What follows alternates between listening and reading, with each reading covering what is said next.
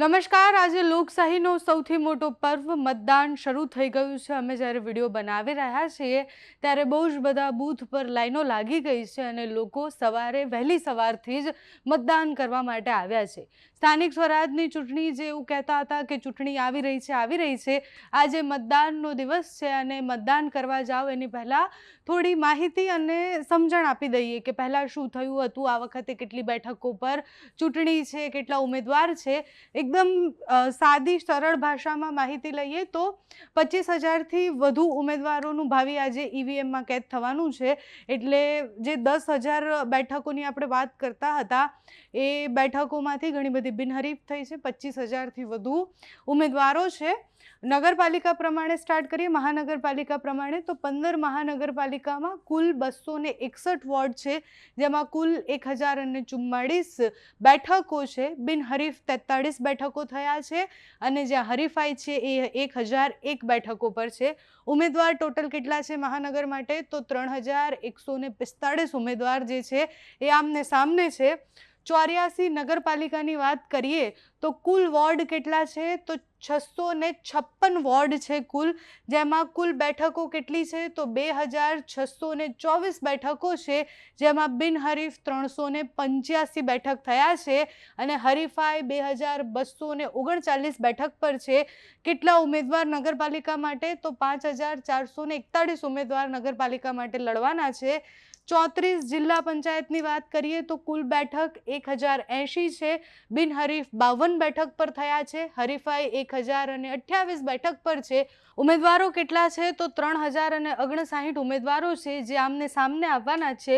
260 તાલુકા પંચાયતની વાત કરીએ તો કુલ બેઠકો કેટલી છે? તો 5,234 બેઠક છે, બિનહરીફ 252 બેઠક થયા છે અને હરીફાઈ 4,982 બેઠક પર છે। કેટલા ઉમેદવાર લડવાના છે? તો 13,871 ઉમેદવાર લડવાના છે, એટલે એ સંખ્યા ખૂબ વધારે મોટી છે। એટલે ટોટલ 25,537 ઉમેદવારોનું ભાવિ આજે ઈવીએમમાં કેદ થવાનું છે।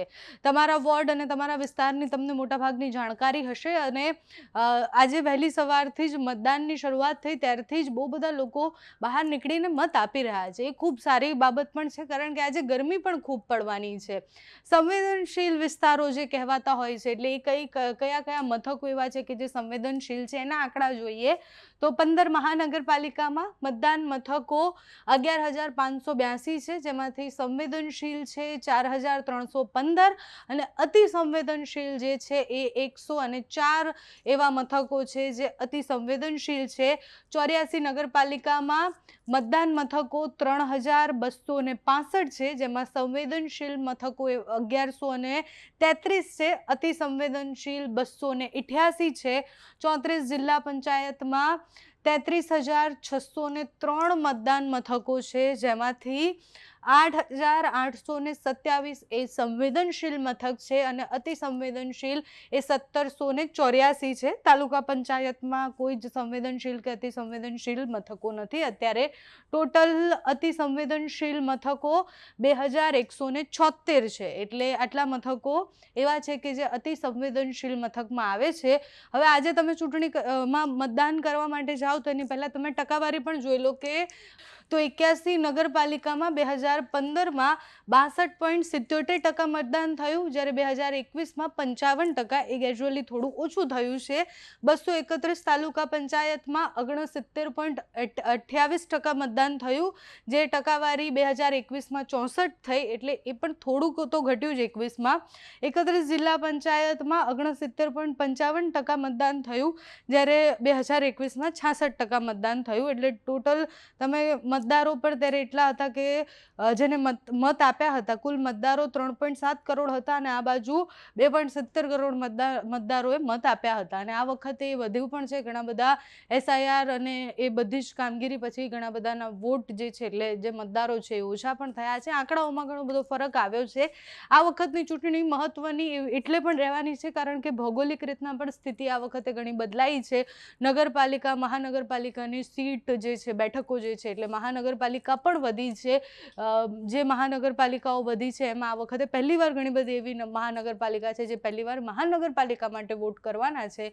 એટલે આ વખતે તમામ પક્ષો માટે અઘરું એટલે રહેવાનું છે, કારણ કે મહાનગરપાલિકાઓની સંખ્યા પણ વધી છે. સાથે જ મુદ્દાઓ આ વખતના ચૂંટણીના જે હતા, અને સૌથી વધારે ભયંકર સ્થિતિ એ છે કે આજે છે રવિવાર.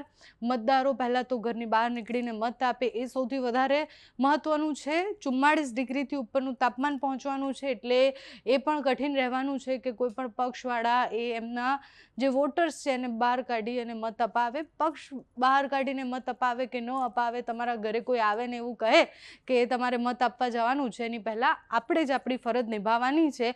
અને આપણે 5 વર્ષ જેને સવાલ પૂછવાના છે એ 5 વર્ષ સવાલ પૂછવા માટે આપણે આજે એક દિવસ 10-15 મિનિટ, અડધો કલાક કાઢી અને મત આપવા માટે જવાનું છે. અત્યારે મતદાન શરૂ થઈ ગયું છે, તો તમે પણ તમારા મથક પર જઈ અને ગરમી વધારે છે અને તડકો વધારે છે અને બીજા કોઈ પણ બહાના આવે એની પહેલાં જઈને મત આપી આવજો. નમસ્કાર.